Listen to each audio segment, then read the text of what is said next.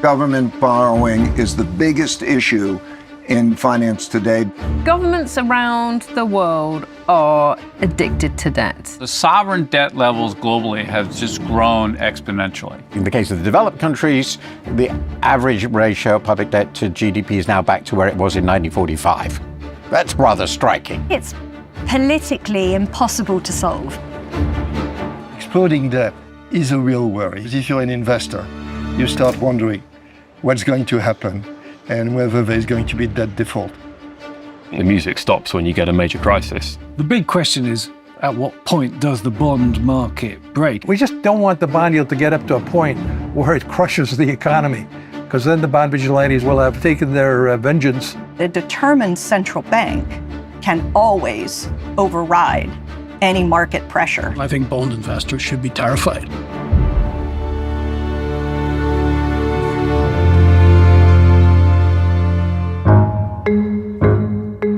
Let's face it, the world is addicted to debt. Pretty much every country, okay, leaving Germany aside, has very large amounts of government borrowing. We've started to take it as so normal now that governments borrow enormous amounts of money relative to their GDP.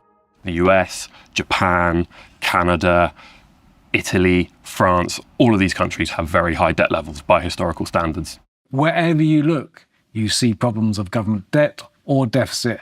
The US, where the deficit is about 7% of GDP. China also has a very large deficit. It's a playbook that we've seen going back at least to the global financial crisis. You borrow your way out of trouble, and the way that you pay for that borrowing is more borrowing. And we don't seem to have a way out of this cycle at the moment, at least in some of the biggest economies in the world. In the case of the developed countries, the average ratio of public debt to GDP is now back to where it was in 1945. That's rather striking. A great deal of this has to do with huge shocks. So the global financial crisis, then we had COVID, then we had war in Europe. And each time, governments have found, quite correctly, they need to be, as it were, the insurers of last resort. Following COVID, we had this global spike in inflation, interest rates going through the roof. That means much, much more expensive debt servicing costs, debt interest costs for government. Debt to GDP levels are roughly 100%, so the same amount of debt as these economies produce every year. The projections are they rise to the point where it gets a bit explosive. My name is Olivier Blanchard. I've been a professor at MIT all my life, but I took a leave to go to the IMF. I joined in 2008. I had to deal with the global financial crisis and then the euro crisis. There's a number of countries which are addicted to that, and I think the disease can hit any country at any time. I'm Ray Dalio. I'm the founder of Bridgewater Associates, the largest hedge fund in the world. I'm a global macro investor. When debts accumulate and interest payments accumulate, the debt service payments squeeze other spending. And it's a particular problem when there's a need to borrow money in order to make debt service payments and the spiral begins. Bonds are effectively an IOU. It's a way that the government can say to an investor, okay, you lend me this amount of money for this amount of time, and I will give it back to you after that amount of time. And in the interim, I will pay you interest payments called coupons. Now, because there are loads of different bonds, they've all got different maturities, they've all got different coupons attached to them, it can be a little bit difficult to compare apples with apples. So to do that, what we do is compare the yields that are available on bonds. Yields go up when prices go down. What governments generally don't want is for yields to go up too quickly or too fast, because that jacks up borrowing costs for everybody around the country. That's why you need a good bedrock of support, of buying support for bonds. One man's debts are another man's assets. So in order to hold the debt, it has to be attractive. Then there is what some people call the debt death spiral, which means that there's selling of debt when there's worry about that. People have been warning that this is getting out of control. That drumbeat is definitely getting louder now. We have seen the odd episode where it's looked like investors are saying, we're not buying any more of your bonds. That's when people start to get really jumpy. I'm Karen Ward. I'm the Chief Market Strategist at JP Morgan Asset Management. So my job is to advise clients on what's going on around the world and help them make the best investment decisions. The level of government borrowing is certainly one of the top questions I get asked amongst clients today. Government debt is supposed to be our safe haven asset. It's supposed to be the bedrock of our portfolio. It's supposed to be the boring bit. I'm Greg Peters, Co-Chief Investment Officer of PGIM Fixed Income. From a bond investing standpoint, what I worry about is inflation, right? And so inflation on the rise, it's just so difficult from an overall portfolio standpoint to protect yourself. Bonds hate inflation. It's like kryptonite for them. They just can't live with it because it eats into their returns. In a world where we're also being met with inflation shocks, then the role of government bonds as that safe haven diversifier that many investors look to isn't quite so clear. There are times when, an increase in debt is completely justified. Wars, or preparing for wars, or COVID. These are cases where you have to spend more. What we have seen in many countries is not that. It's basically just tomorrow is another day type behavior. The world has been addicted to debt because debt has been for free. So we're coming out of this zero negative interest rate world where there's been nothing but encouraging taking on more debt. I'm Stephanie Kelton, and I'm a professor of economics and public policy at Stony Brook University. I do a lot of public speaking, finance, hedge fund, investment bank. That's my crowd. I can poll them before I go in and say, how many people think we should be reducing budget deficits? Almost every hand goes up. How many people are worried about the national debt? Almost every hand goes up. When I put this graph up, everything changes. This is the United States of America. The government has been running deficits for virtually my entire life. But look up, and they see surpluses in the rest of the world and surpluses in the US private sector. If you want to eliminate the government deficit, you're going to erase all of the other surpluses because the one is creating the other. The government deficit is doing something very useful, which is creating a surplus, allowing the rest of us to net save. Their red ink is our black ink.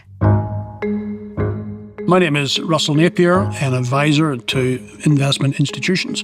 One of my joys is also to be the keeper of the Library of Mistakes, a business and financial history library here in Edinburgh.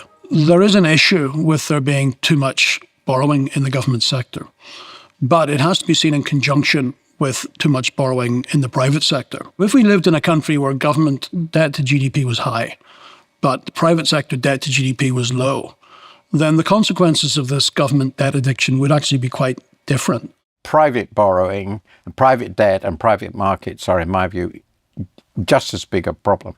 Really big private busts cause explosion of government debt. After the financial crisis, until the pandemic, and really a year or two after the pandemic, all we were worried about was inadequate demand and deflation.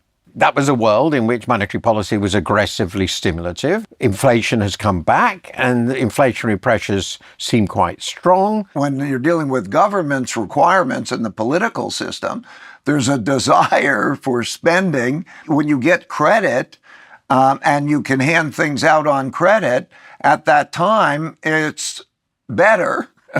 Credit produces debt. One of the ways we tried to deal with that situation for the last decade was to try and cut back on other areas of spending.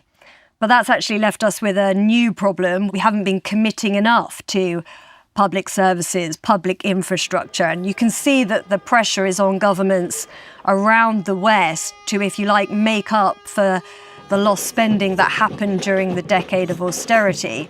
You've got all these pressures which are building up. We've got quite weak growth, so you don't have hugely rapidly growing tax revenues. You're gambling with World War III. A more uncertain global security world, defense is going to become more of a priority, not less. An aging population. There's a green transition. Now, a lot of that needs some sort of public support to make it happen faster. And we're likely to see interest rates much higher than they were before, and that adds an additional burden. We've now got to the point where it's pretty normal for governments to borrow on a kind of crisis pace every year. In a world of low inflation, you can get away with this. Bond investors will fund you and fund you and fund you. But in a world where it is not likely that inflation stays low, that is when time is called upon the whole thing. Supply and demand are running headlong into each other. The bond market was the ultimate arbiter, right, of fiscal responsibility. The bond vigilantes, so to speak, step in and actually focus the mind of politicians. I'm Ed Yardeni. I'm the president of Yardeni Research, focusing on global macroeconomic and financial markets.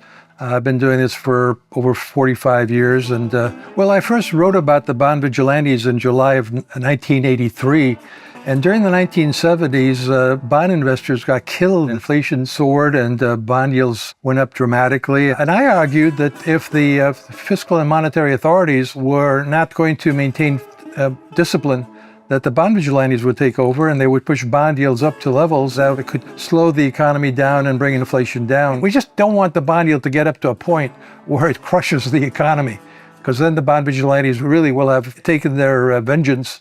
We've seen all this rise in debt without the bond vigilantes stopping it, with a few exceptions. So what did we see in 2022 in the UK? The bond markets decided that the Liz Truss government didn't have a clue. Our gift to the world is showing everyone what can go wrong if you push the bond market too far. Mr. Speaker, I am a fighter and not a quitter. Bond investors talk about Liz Truss moments. We all remember back end of 2022, Liz Truss and her Chancellor Kwasi Kwarteng effectively blew up the gilts market. Prices fell incredibly quickly, triggered a lot more very aggressive selling, and it all got out of hand very quickly, and it took the Bank of England to steady the ship. Governments around the world live in dread of doing that to their bond markets, because immediately you could see in the UK during that episode that borrowing costs went through the roof, people's mortgage costs went through the roof. Bond markets matter in real life because it really hits the average household in the pocket pretty hard. The UK is, front and center in many respects around the concerns of debt sustainability. So I don't think it's particularly a fiscal credibility problem here in the UK. There are questions over the long-term growth prospects here. We don't want to get this out of proportion. There isn't a UK markets crisis happening right now, like what we saw 2 or 3 years ago with Liz Truss. This government inherited quite a relatively tight fiscal position. Maintaining fiscal tightness is going to be very difficult because the pressures for spending are just so strong. The big question is, when the big boy here, the US, which has the biggest deficits, has completely unsustainable debt profiles, when do the bond vigilantes take against the US? The US is really at the heart of this entire issue. It's the linchpin of the global economy. Its bond market is worth more than $20 trillion. It has a bigger deficit than most Western countries. And then you have Donald Trump coming into office. Worst case, you're looking at 10 years forward, 160% debt to GDP. That is an eye-popping, staggering number.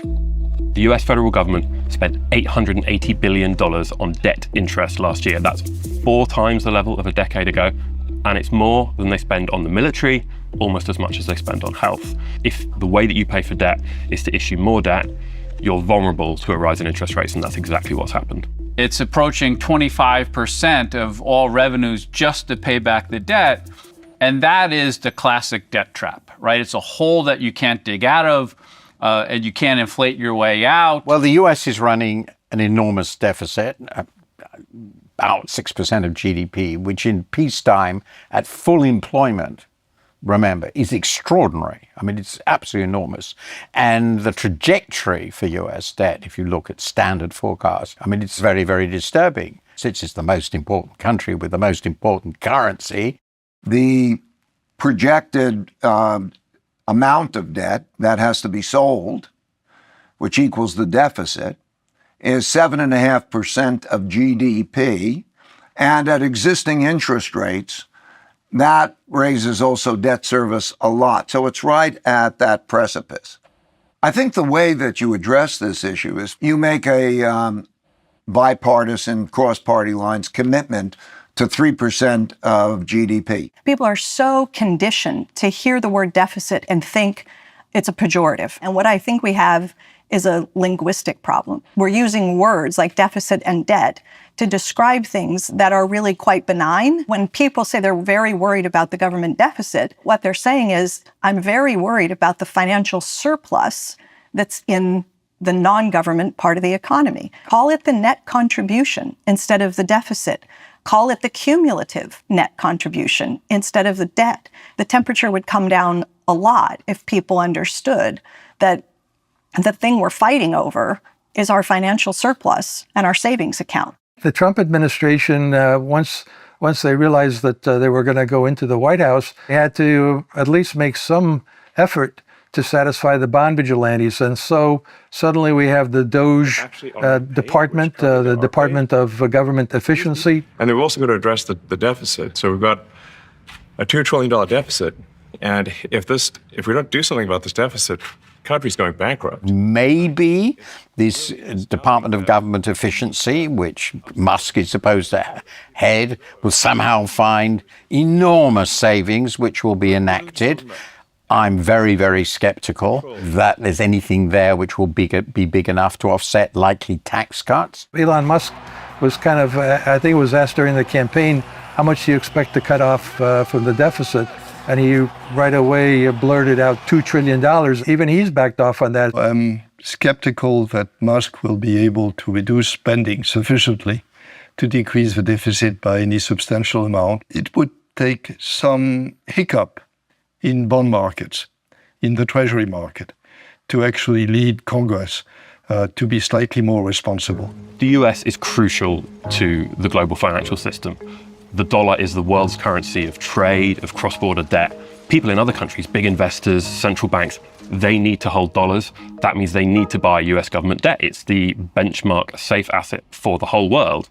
Now that has enabled the US government to be more free spending than most others. Maybe the type of crisis that we've seen in the UK or in the Eurozone a decade and a half ago could eventually come to the bond market, the economy that is at the center of all of this. It could be really the most significant fiscal, monetary problem in the world. And it could trigger destabilizing events in financial markets. I did see a post from President Trump, 2 words, all caps, balanced budget, with tax cuts and a lot of spending on border and other things. I think it's more likely than not that we'll see large deficits continue.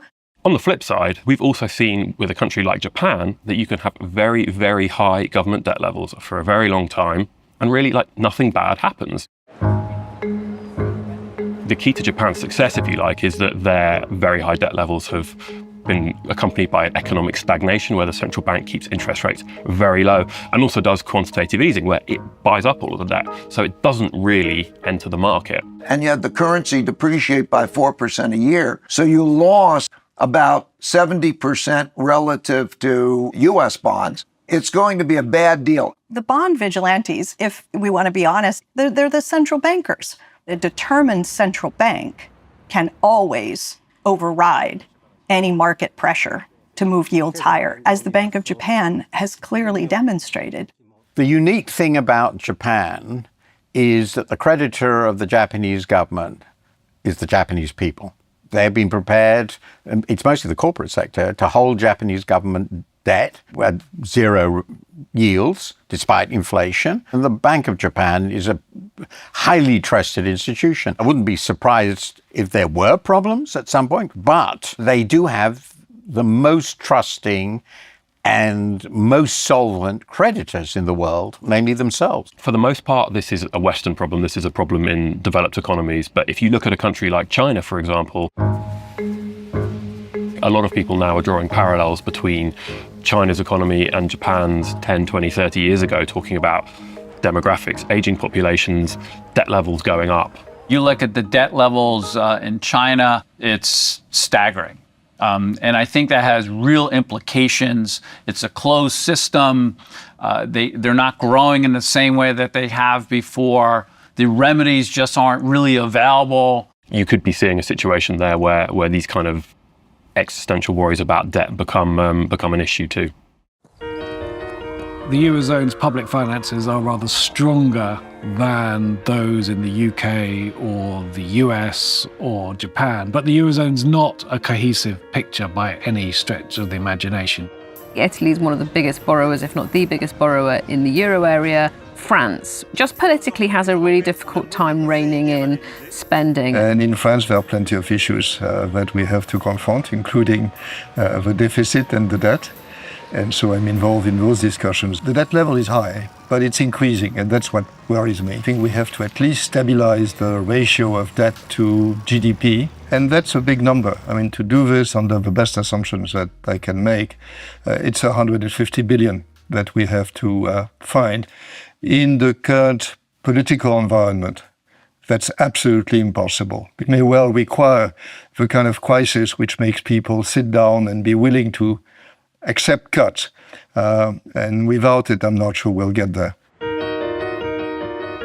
You've got an additional element here, which is Germany, the poster child for limited spending, limited borrowing, one of the safest and frankly most boring bond markets on earth. Germany's new chancellor has reached a historic deal to spend hundreds of billions of euros on defence and on infrastructure. Now, this is a huge change. We're talking about an economy that has historically been very reluctant to borrow heavily. So in a sense, Germany is belatedly joining the global debt party. They need more domestic demand, and the private sector runs a huge surplus in Germany, doesn't generate demand adequately, has to spend a lot more on defence, we all know it. Its growth is very slow, it needs a lot more public sector investment. Investment has been very weak. If you need a defence build-up, you need to borrow. That's what governments are for. Whilst the rest of the world have been spending, whether that's checks in the post in the US during COVID, huge support for industry, like we've seen in China supporting its electric vehicles. We haven't seen the same behaviour in Germany, but it's paid the economic price for its prudence. It's really struggling to compete with some of those car producers in China that, thanks to those subsidies, have reached massive economies of scale. The consumer in Germany, not having had those checks in the post, is much more cautious, hasn't been spending. The investment community has been crying out to Germany to borrow for the last decade and a half. They've been reluctant to do so. Now that they are, as I say, belatedly joining the party, people are assuming this will be great news for the German economy, great news for the European economy. Debt is not always bad. That's the important thing to remember here. Italy is a bit different from France. It has a high level of debt, but again, between 100 and 130. What you have is a prime minister who actually is fairly responsible from a fiscal viewpoint. One of the reasons is that a lot of money from Brussels is conditional on good behavior. Italy is behaving fairly well.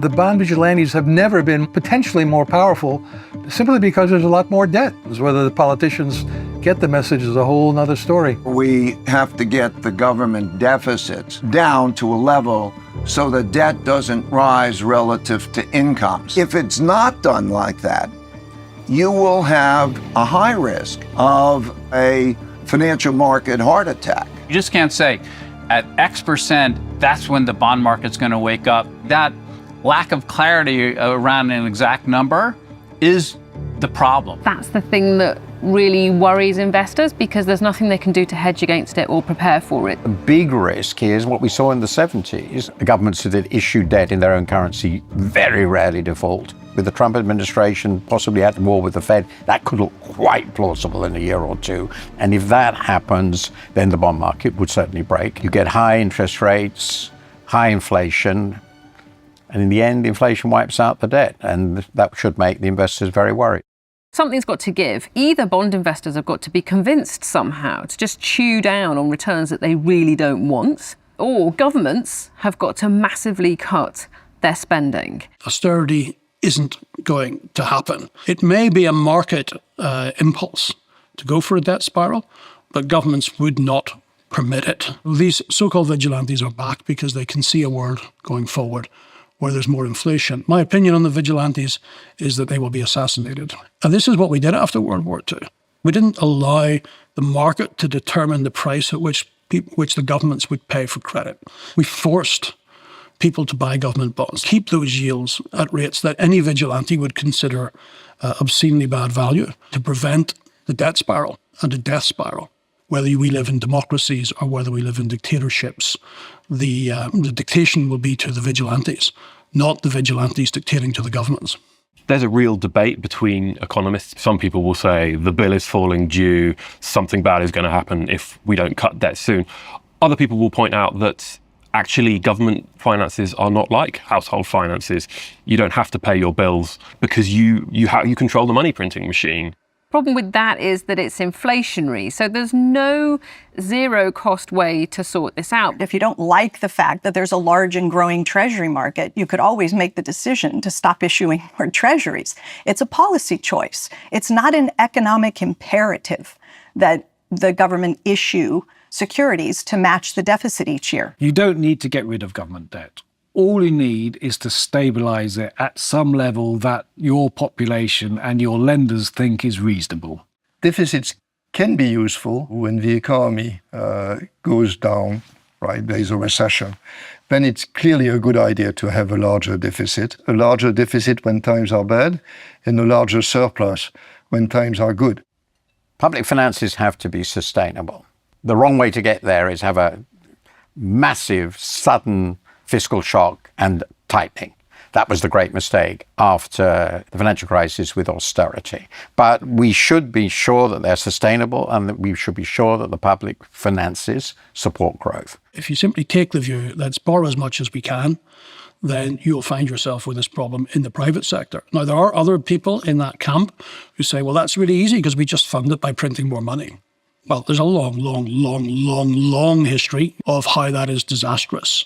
Now, I know those people will argue that it will not be like that this time. I think any financial historian finds it exceptionally difficult to see how the direct government financing by the central bank is anything but heading to very high levels of inflation. But, big but, there are plenty of savings in the world, and the government's going to manipulate those savings to borrow more money. But it's going to borrow that by forcing people to buy those government bonds. I don't think they take the radical approach that some people recommend of direct funding of the government by the central bank. You don't have to take that risk. The world's full of savings. You can abuse the savers long before you have to abuse the balance sheet of the central bank. I can't see a way for governments to snap this reliance on debt. The countries which have large deficits are going to go through tough adjustments. The notion of fiscal rules will come back. No panics. Panics are the worst thing you can do unless you've got an absolutely overwhelming immediate crisis. Everybody wants more credit. And politicians particularly like borrowing and spending because the paying back comes in somebody else's term. And if you can increase spending without increasing taxes and get away with it, that's nirvana. And there's only one problem is, well, how about the bond vigilantes? Maybe they don't want it, and maybe they have the power to stop that. So there are big debt cycles that go on for 50 or 75 years in which debt is rising relative to the income needed to service that debt. Policymakers need to understand the big debt cycle. Are there limits to debt? What are they like mechanically? Yes, because it will come. Every government deficit is good for someone. Is it a deficit that is resulting from passing tax cuts that primarily benefit people in the top of the income distribution? That deficit is going to be very good for that cohort of people. Or is it a deficit that is the result of making investments in your healthcare system, your education system, your infrastructure? That can increase the deficit as well and serve a different constituency. Inflating away the debt by stealth over a period of many, many years may turn out to be the least worst option here, or at least one that allows politicians to avoid making some very, very unpopular decisions. But higher inflation, as we've seen in recent years, is very unpopular and can also lead to governments being thrown out of office. Inflation has to be unexpected. If inflation is expected, then bond yields go up and actually governments don't improve their debt situation. I can't imagine a world easily without government debt. Government debt has been a feature of economies for centuries. The modern financial system in the UK was created with the creation of the Bank of England, and that was there to help the government manage its debt. The government is the soundest credit, and it does long-run things. There's nothing wrong with borrowing. It's part of what makes a modern financial system work.